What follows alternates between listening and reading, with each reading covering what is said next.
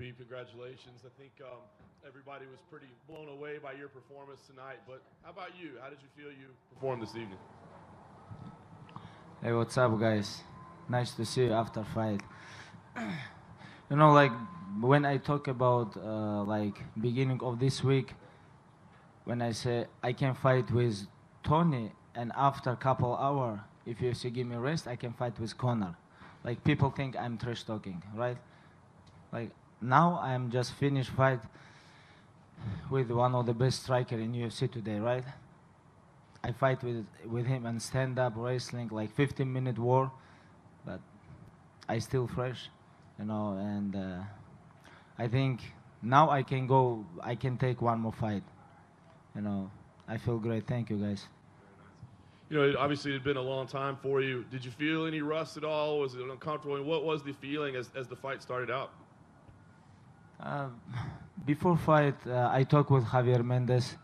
Javier say, hey, you have to focus on fight. You're smiling, you're relaxing. Let's focus on fight. But I told him, I'm focused, coach. Don't worry. I wanna enjoy with this time, because last time I fight November 1 year ago, and I want a little bit enjoy. And you know, between every fight, I improve myself. This is what I'm talking about. And when I go to the cage today, I show how I improve my striking game, my relaxing, because relaxing is most important. When you go to the cage, you have to fight, relax, you know. But you cannot be relaxed if you have, like, you know, if you don't compete with high level guys, like in training, in sparring. You have to fight, you know, with high level guys after confidence is coming, you know. I feel my time is come, you know.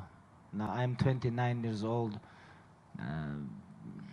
I feel great everywhere about my power, about my grappling, my wrestling, my striking, and I kick a couple times Barboza too. You know, people think he's gonna kick me. I kick him too, you know, and thank you. You walked over after the fight was over. You had a moment in the cage, and then you walked over to Dana White and had a brief conversation with him. Can we ask you kind of what you said and what he replied? After first round, I tell him, hey, Dana, you wanna talk with me? He say, yes, let's go. And I think about, let's do this one more round like this, and after I wanna say to him something. And after second round, I tell him, what do you think about performance? He say, I'm sure you're gonna take this. And you know, like, I wanna enjoy when I go to the cage, you know. I wanna enjoy. And when I almost take back Edson Barboza, Mark Henry told him, hey, don't give him back. And I told Mark Henry, hey, you're right, don't give me back. You know, like, I'm a little bit talking too, you know. This is not trash talking. This is real deal, you know. And I enjoy with that. And that's why I do this.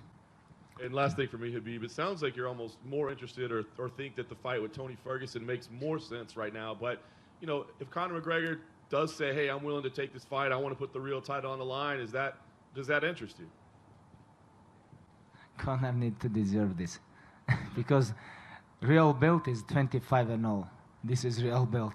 Other all fake belts.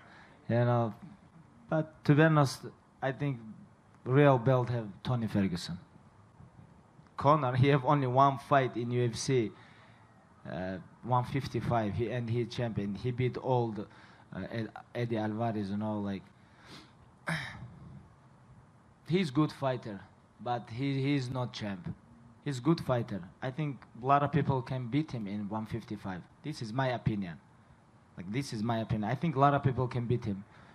And, you know, he have good boxing, good timing, but he don't have wrestling, he don't have grappling, he don't have conditioning, but he have real belt. Because this is not about him, because UFC won this. And he come to lightweight and fight one time, and he's real champ, you know. But this is a little bit crazy, I think. Thank you. Hey, Khabib, over here, to your left. Mabruk on the win and the baby. Congratulations. You kept this under wraps. You fought on the day that you became a father for the second time. What was that like for you to wake up to that news, and when did you find out that your wife had given birth? When Conor supposed to like become like father, he talk about this all year, all like, you know, like about his like when his baby coming, all MMA fans waiting for him, you know. But I know I have to stay busy. I have a lot of injuries, and that's why I come here, stay here a couple months, living in San Jose, California, stay focused, training, and today I become father, win, you know, like 25 and all, take bonus, you know, like today I have very good day, I think, alhamdulillah. Yeah. Thank you. Is there a reason? I think most people didn't even know you had a daughter.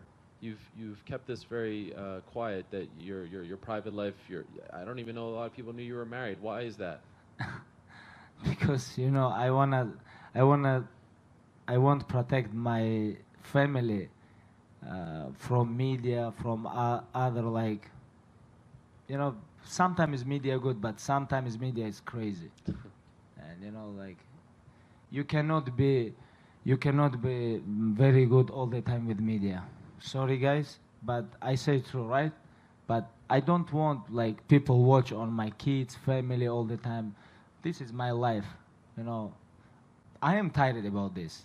Of course, that's why I protect my family from media. I don't want to post like everything. Oh, it's my daughter, my wife, I want to protect from this. And my father know, my mother know I have a daughter. You know, my brother know, my best friends know, and I think my grandfather know too. Thank you. And just one more for you. So this is the first time we get a chance to talk to you since you made the weight. Can you tell us, now that it happened, how the weight cut was? And do you feel that as a result of the weight cut, you performed even better this time around? You know, guys, I never have problem with weight cut. My problem is my number one enemy is injuries, because I train so hard. You know, I train so I'm not training like other UFC fighters. I'm training so hard, and my training partners know, like my close people know about this. And last couple years I try to change something, and I think I do this very well. And I changed a lot of things, but I never have problem with weight cut. You know, now I am healthy. For this camp, I'm coming like my healthiest period ever. You know, like everywhere I'm healthy, inside, like outside, in like knees, back, like everything is healthy. And when I beginning this training camp, I feel good, you know, and that's why I make weight. And when I'm healthy, I always make weight. But now I hope next year I'm gonna stay busy, stay healthy, no injuries, and I wanna fight April, May before Ramadan. After I wanna fight September, and I wanna fight December. This is my plan. I won't fight 2018 3 times.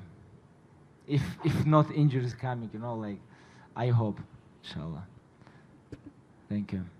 Could be right in front of you. Congratulations. First thing I wondered, Mike Tyson was sitting right there. Did you talk to him when you walked out of the ring, or talk to him afterward? Yeah, I talked with him last time when I was in Vegas. I met with him inside his house. He invited me. You know, I'm big fan. You know, like Mike Tyson, Muhammad Ali, and I wanna be greatest like these guys. Not only inside the cage. Outside too, you know, like champion is not like if you become champion, this is not everything. You have to be greatest outside too, you know, like Muhammad Ali is perfect, for example. Like in mixed martial arts, I like watching like how people moving around, like Fedor, like George St. Pierre, like these guys. But you cannot do lot of crazy stuff outside the cage, but even you beat everybody inside the cage. You have to be champion outside and inside. And these guys, like Mike Tyson, very big motivation for me. To know that a guy like Tyson that's accomplished so much, you describe how much a fan of his you are, but he's a fan of yours like that. Does that mean a lot to you, the fact that he's sitting ringside for you and that he has expressed to people how much of a fan of yours he is? You know, first time I watched Mike Tyson fight live, this like 2003. This was February. I remember this when he fight with Clifford Etienne, and he knocked him out first round. I watched his fight like 6 or 5 morning in Moscow time, and you know, I was like, and I can't imagine like 2003.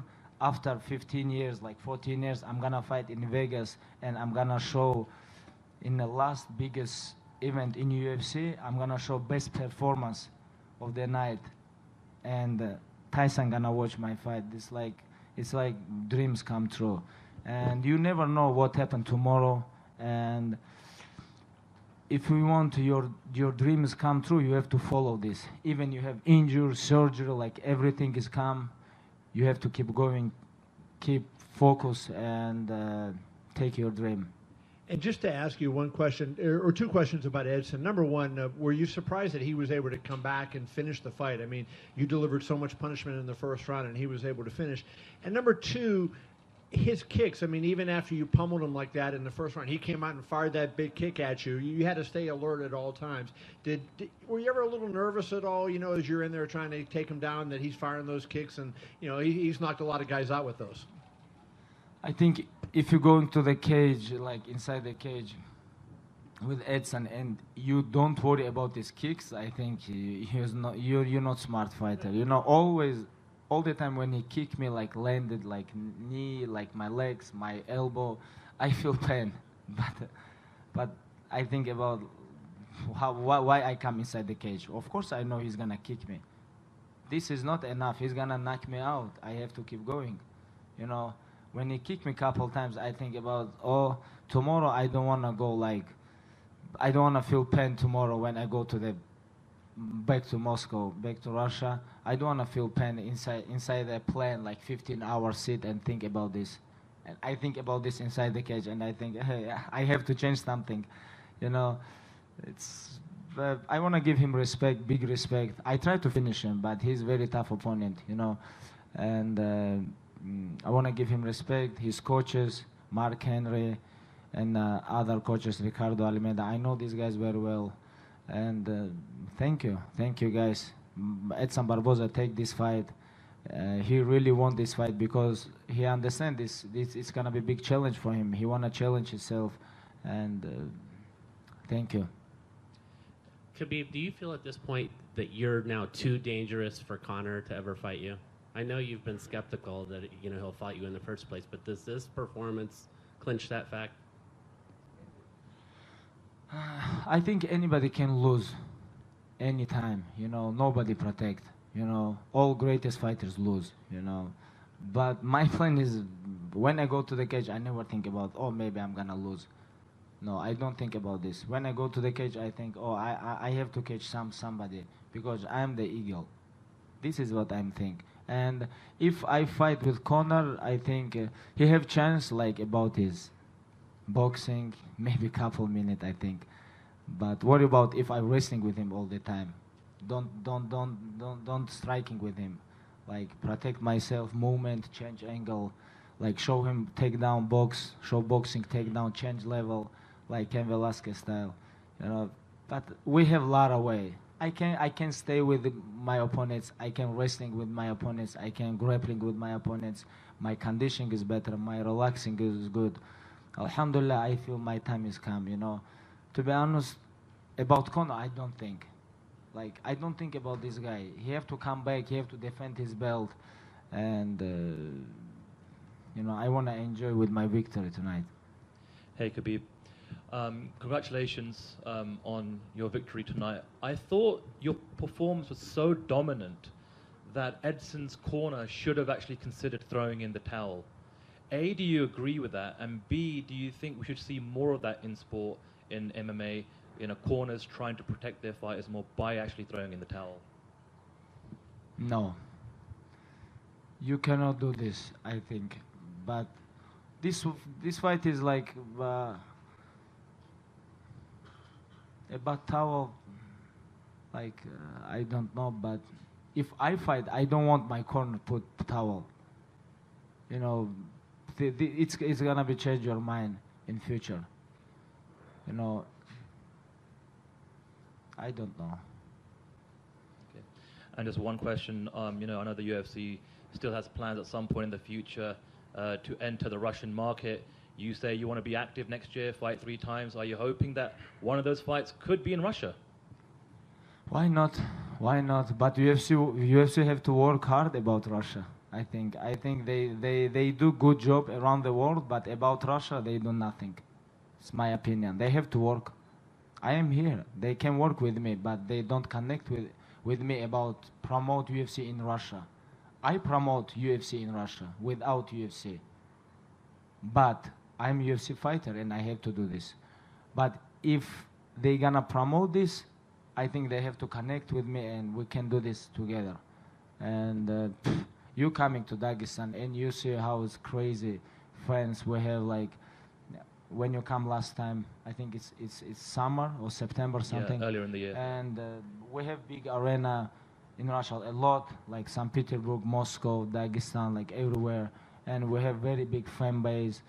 And from Dagestan, we have 15 or 16 fighters in UFC. For other republics too, you know, from Russia, we have more than 25 fighters in UFC. And they can do this, but they have to work hard a little bit. Focus on Russia. I don't know, but maybe next fight, why not? Like April, May, if they make show with me in UFC, it's gonna be great. You know, like my dream is become true, like fighting in many event, in first event in Russia, UFC. But we'll see. I am here. I am open. I am open for help UFC about promote this in Russia, and I think it's gonna be good idea. Thank you. Khabib, just one for me. You know, I've seen you fight in person a number of times now, but tonight in the arena, it seemed like the cheers were a little louder. Maybe the fan base is growing too. And I remember this week I was struck on the Embedded episode when you had posted on your Instagram, you were out doing road work, and a fan ran from his house to take a picture with you because he just happened to live down the road, which shows your reach is really widening. Do you sense that? Are you close to that? Do you feel like your fan base, the public awareness of you is growing at this moment? I think I have very big fan base, and tonight when I go to the cage, I feel my fans miss me. You know, they want I stay busy, and you know this is what I feel about myself. Like about interesting, I think I'm interesting for fan base because I grew up in mountain, you know, like I'm coming from nowhere. Like people need, who this guy with headgear, like nobody understand what it is. Like people interesting, and he go into the inside the cage, he smash everybody, he's 25 and all. Who this guy, world champion, like everybody talk about him. Where he from? Russia. But originally he's not from Russia, he's from Caucasus. Where from? Is Dagestan. Where he from born, you know, like he born from mountain, he wrestling all his life with bears, you know, like this guy is crazy, you know. People think about this. That's why I'm interesting. This is my opinion. And I agree with this. And I agree, and I'm gonna keep going, inshallah. I'm gonna keep going, keep smash my opponents and take this belt. And my dreams, retired, undefeated, undisputed UFC lightweight champ, becomes one of the greatest lightweights of all time. This is my dream, and I follow this. And that's why I think people interesting about me. And always I give back for my fans. Sometimes they upset with me because I'm injured, but they have to understand. I'm trained so hard. For what? For make my fans happy. And tonight I'm happy, my fans happy, and thank you so much for everybody, for media, for fans, for UFC, like for Edson Barboza, my team, Ali Abdelaziz. When I come here, like 4 years ago, I have injured ACL, you know. 2 years ago, I didn't fight. He protect me. He do everything like right with me. We do a lot of great job, and now we're here. You know, like 25 and all. This is not joke. You know, and I'm very happy about this. Thank you, guys. Hey, Khabib, just real quick, 2 more questions for you right here. So, congratulations. Do you anticipate any trouble getting Tony to agree to a fight? You've said that you don't think Conor's coming back, but do you think Tony will accept a fight with you? He wants to fight Conor, is what he's been saying. I don't know about these guys. Where are these guys? When I'm injured, they talk too much, but when I'm healthy, I didn't see these guys. I want to catch somebody. You know, like Tony or Conor, doesn't matter. Or maybe they're going to fight each other, or doesn't matter. Maybe UFC, if UFC approve, I can fight with this guy same night. I swear, I don't joke. If UFC make this, I can fight same night. I can fight with this guy same night. Yes. Why not? Now I'm fresh. I'm fight with Edson Barboza 15 minutes. You know, and maybe I have to stay humble, you know, but tonight I have to a little bit smash these guys, give these guys back, because these guys talk too much when I'm injured. I don't want to be injured. I don't want to go to the hospital and make surgery, make rehab 4 months. I didn't want this, but sometimes this happens. But when somebody injured, you cannot talk about shit about this. You know, you have to stay humble. You have to stay focused on your job. But these guys talk about me when I'm injured now. Where are these guys?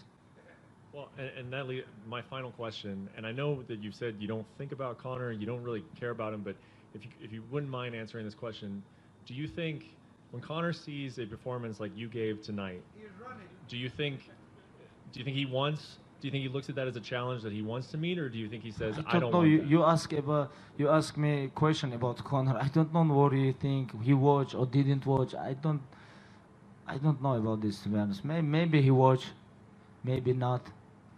I'm not fighting for Conor. Watch my fights. I don't know. I always watch my opponents. I watch Edson Barboza last 5 years, you know, and always when I watch, I think about this. Oh, I have to. If I fight with this guy, I have to do this. If I fight with the other guy, I have to do this. I always watch my opponents because this is my weight, you know. I have to I have to follow my opponents, you know. Sometimes when somebody asks me, what do you think about this guy? Oh, I don't know this guy. He fight featherweight or light heavyweight. I don't know. But he's lying, you know. If you're a professional athlete, I know all UFC fighters. I know all UFC fighters. This is not about only UFC fighters. I know all UFC guys who work here, you know, because I'm very big fan. I follow my dream. I'm very interested about this sport, everything. He know this too, but he's a little bit cocky. You know, oh, I don't know. When you ask him, oh, he featherweight or lightweight, I don't. But he know this. You know, I don't want to be like him. I watch his fights. I watch all fights other my opponents, and